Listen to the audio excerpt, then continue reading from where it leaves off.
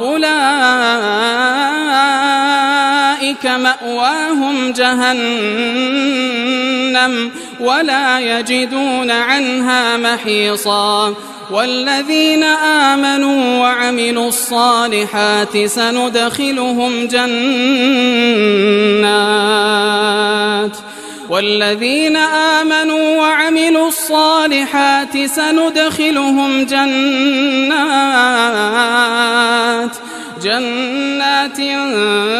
تجري من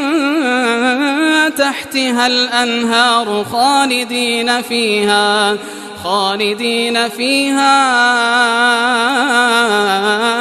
أبدا وعد الله حقا ومن أصدق من الله قيلا ليس بأمانيكم ولا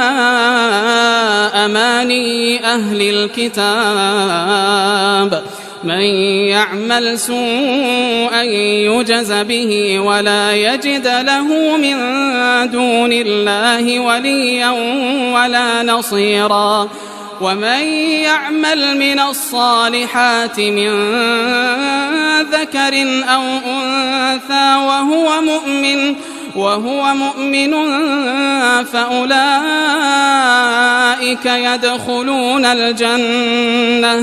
فأولئك يدخلون الجنة ولا يظلمون نقيرا ومن أحسن دينا ممن أسلم وجهه لله وهو محسن واتبع ملة إبراهيم حنيفا واتخذ الله إبراهيم خليلا ولله ما في السماوات وما في الأرض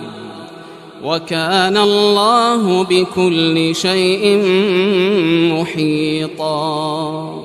ويستفتونك في النساء قل الله يفتيكم فيهن وما يتلى عليكم في الكتاب في يتامى النساء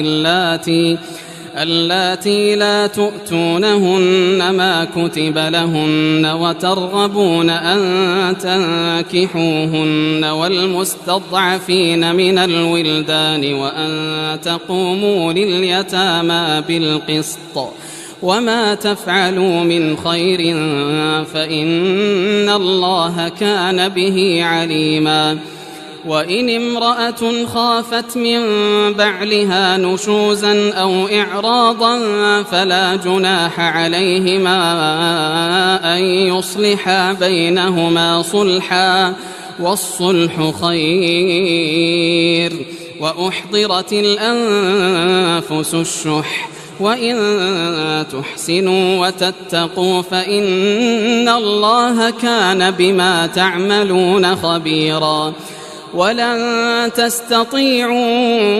أن تعدلوا بين النساء ولو حرصتم فلا تميلوا كل الميل فتذروها كالمعلقة وإن تصلحوا وتتقوا فإن الله كان غفورا رحيما وإن يتفرقا يغن الله كلا من سعته وكان الله واسعا حكيما